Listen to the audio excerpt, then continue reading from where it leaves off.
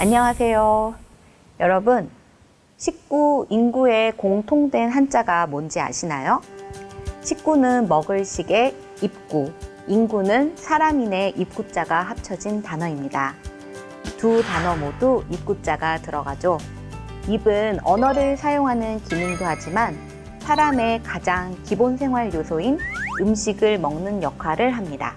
그런데 먹고 싶어도 먹을 것이 없어서 먹지 못한다면, 굶주린 배를 채울 물조차도 없다면 어떨까요?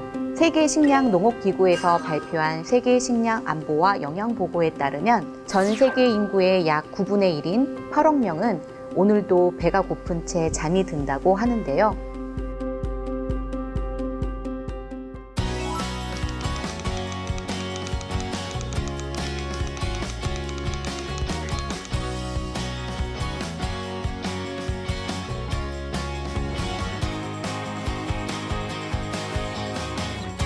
저는 2017년 8월부터 1년 동안 필리핀 오지마을 원주민 아이들에게 학교를 지어주는 일을 했습니다.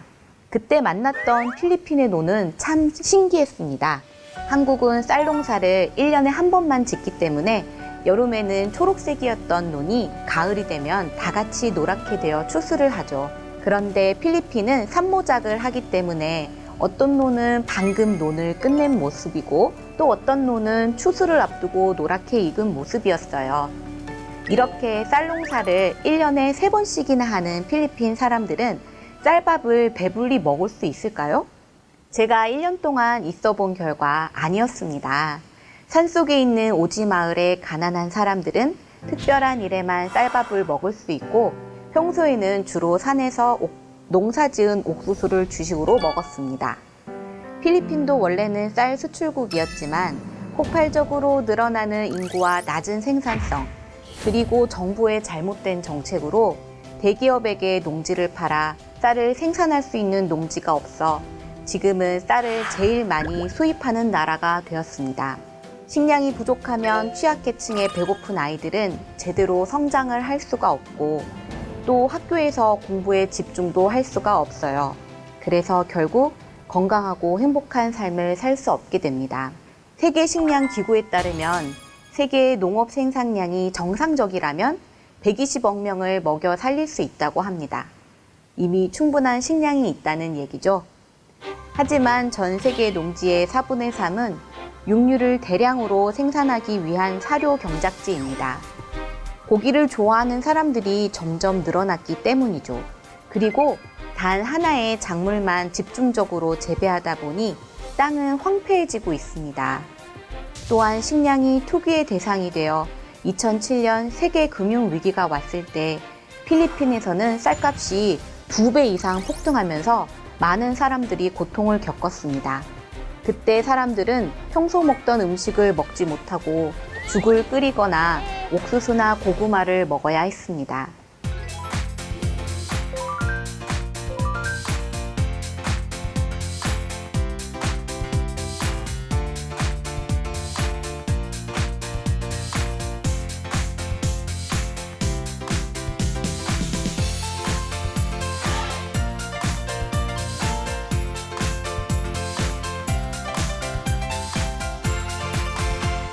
최근에는 코로나19 바이러스로 인도, 베트남, 캄보디아 등 주요 쌀 생산국이 수출을 금지하거나 제한하면서 또 다른 식량 위기가 온다는 경고가 나오고 있습니다.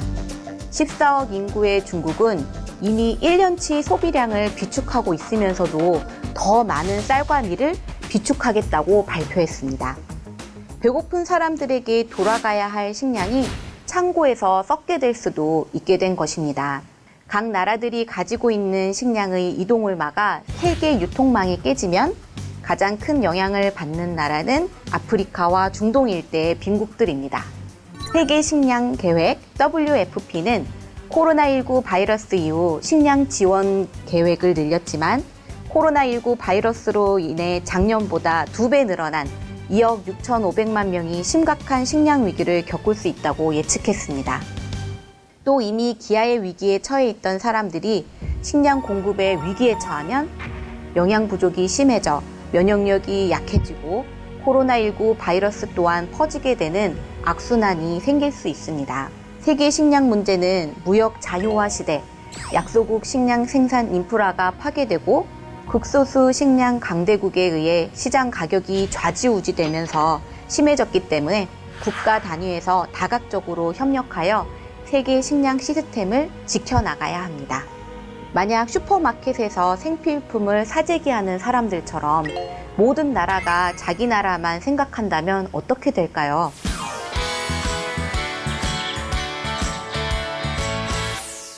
아프리카 속담 중에 빨리 가려면 혼자 가면 된다. 그러나 멀리 가려면 함께 가야 한다는 말이 있습니다.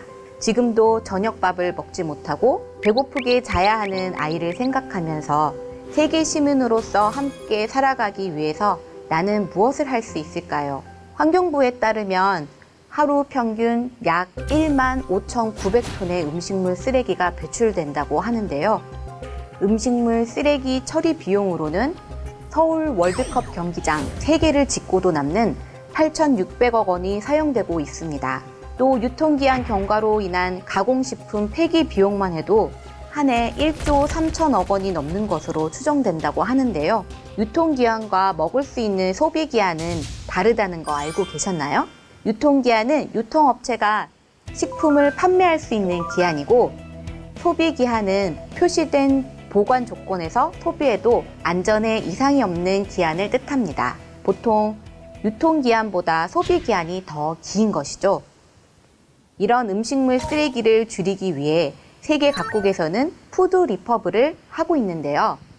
덴마크에서는 유통기한이 지났거나 라벨 결함의 이유로 일반 유통이 불가능한 제품을 모아서 합법적으로 판매하는 리퍼브 슈퍼마켓이 있다고 합니다.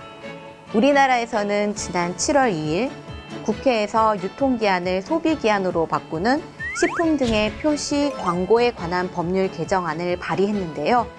불필요한 식품 소비를 줄이고 적당히 먹을 만큼만 조리하거나 배식받아 음식물 쓰레기를 줄이는 노력이 필요해 보입니다. 음식 남기지 않기. 우리 각자 세계 공동체의 한 사람으로서 오늘부터 실천해 보는 것이 어떨까요?